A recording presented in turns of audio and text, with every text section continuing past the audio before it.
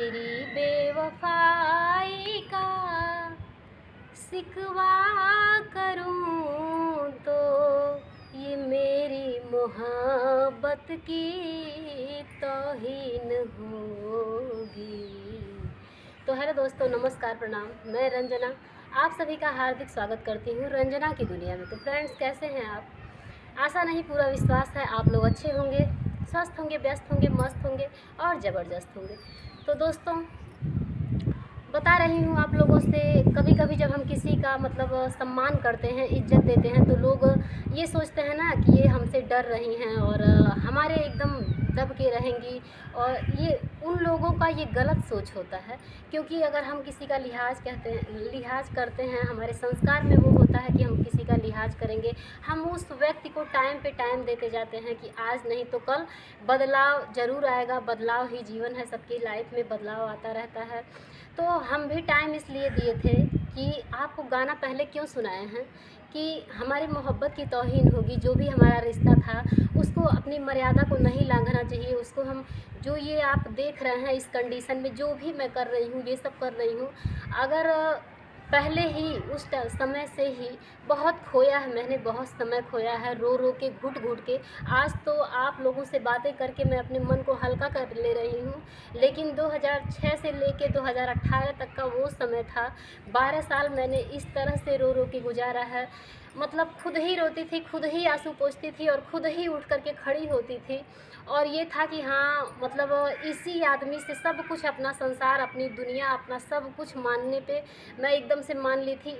कोई भी लड़की रहती है तो यही सोचती है, कोई भी लड़की मेरी जगह पे होती तो यही सोचती कि हाँ, मेरा घर बस जाए। 2009 में जब मैं जली, उसी समय पता नहीं क्या हो गया होता। सारे लोग, हमारे मायके वाले पूरे आक्रोश में थे, आक्रोशित थे कि ऐसा हो गया है इनके साथ, और कोई गलती भी नहीं थी। मैं, आप लोग कमेंट के माध्यम से मित्रों बताइएगा, जैसे बहुत सारे लोगों का कमेंट भी आ रहा है कि आप कैसे जली।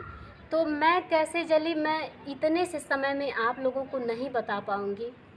कोई भी वीडियो मेरा 5 मिनट के लिए देखेगा, 10 मिनट के लिए देखेगा, इतने 5 मिनट और 10 मिनट में मैं आप लोगों को पूरा ब्यौरा नहीं बता पाऊँगी। मुझे इसके लिए समय चाहिए, क्योंकि अपने हृदय को, अपने मन को बहुत ज़्यादा मुझे मजबूत करना पड़ेगा उन सब बातों को बताने के लिए। बहुत सारे लोग ये भी कहते हैं कि पिछली बातों को भूल जाइए और हंसते रहिए, लेकिन दोस्तों, मैं बातों को भूल सकती हूँ, और कोई इंसान ऐसा कैसे कर सकता है कि अपने दुख के समय को भूल जाए। दोबारा ज़िंदगी मिली है मुझे, अपने बच्चों के लिए ज़िंदगी मिली है, मैं चलना चाहती हूँ, जीना चाहती हूँ।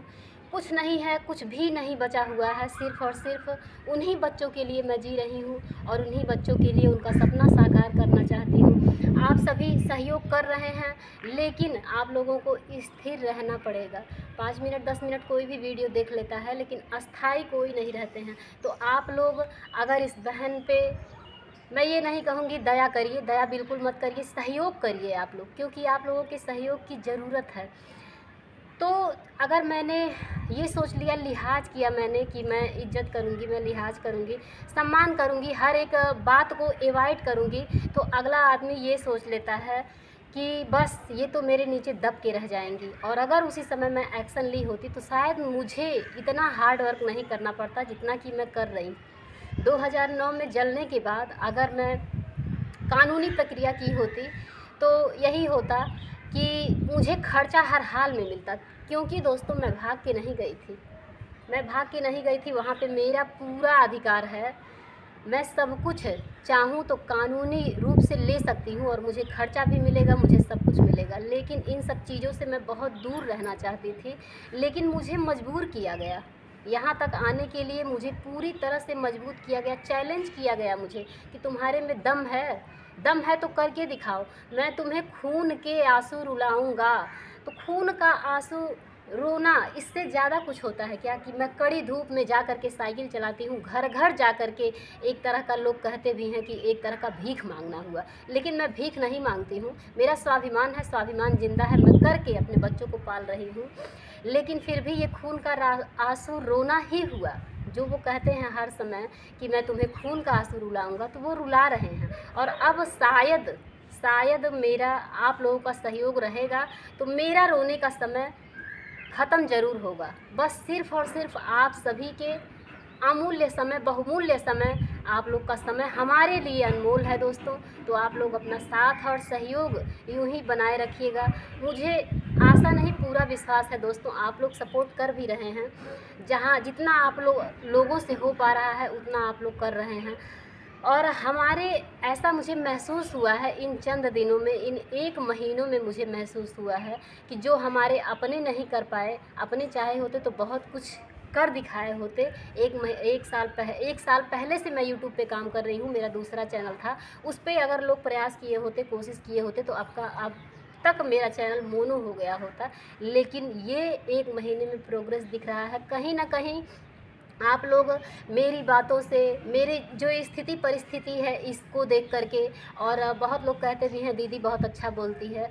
तो मेरे भाई बहन, सब कुछ भगवान नहीं छीनेंगे, कुछ तो देंगे जीने के लिए, जीने का सहारा कुछ तो चाहिए। अगर दुख ऐसा नहीं है कि मैं सिर्फ कह रही हूँ कि मेरे पास दुख है, दुनिया में बहुत सारे दुखी इंसान हैं, बहुत सारे लोग हैं जो हमारे जैसी कितनी महिलाएं हैं कि जो घर में घुट के जी रही हैं। तो उन लोगों के लिए मैं एक प्रेरणा बनना चाहती हूँ। उन लोगों के लिए मैं कहना चाहती हूँ कि देखिए, जब तक हो सके तब तक सही है, लेकिन जब सीमा पार हो जाए तो बिल्कुल औरतें क्या नहीं कर सकती हैं। औरतें सब कुछ, अगर वो सहना जानती हैं तो कहना भी जानती हैं। जब आप बोले तो सिर्फ मैं सुनी, जब आप बोल रहे थे, जब आप मुझे हूस रहे थे, ऐसा कहा जाएगा, जब मुझे प्रताड़ित कर रहे थे, जब मुझे प्रताड़ना कर रहे थे, जब मुझे हर तरफ से आर्थिक, मानसिक, शारीरिक तीनों रूप से मुझे जब आप पीड़ित कर रहे थे, तब उस समय मैं सिर्फ घुट रही थी। लेकिन आज मैं बोल रही हूँ, आपने मुझे बोलने के लिए मजबूर किया है,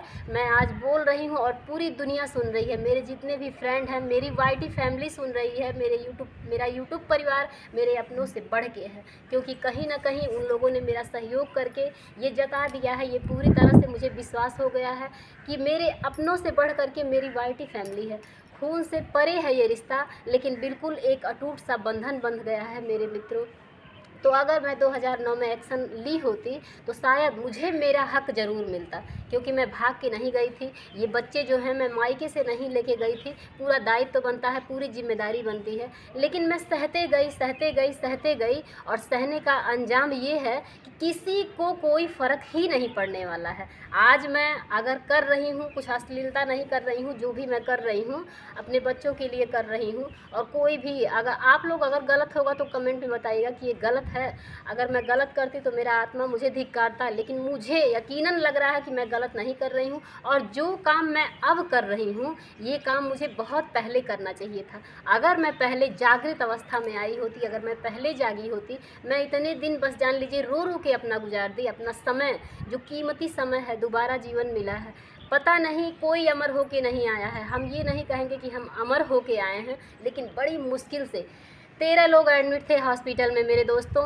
13 लोगों में से 12 लोग ख़त्म हो गए। मुझे पता नहीं क्या सहना है, और पता नहीं किन किन दुखों का सामना तो मैंने बहुत कर लिया। लेकिन हो सकता है आप लोगों के सहयोग से इस जीवन में, इस आपकी जली हुई बहन के जीवन में कुछ खुशियाँ आ सके मेरे दोस्तों।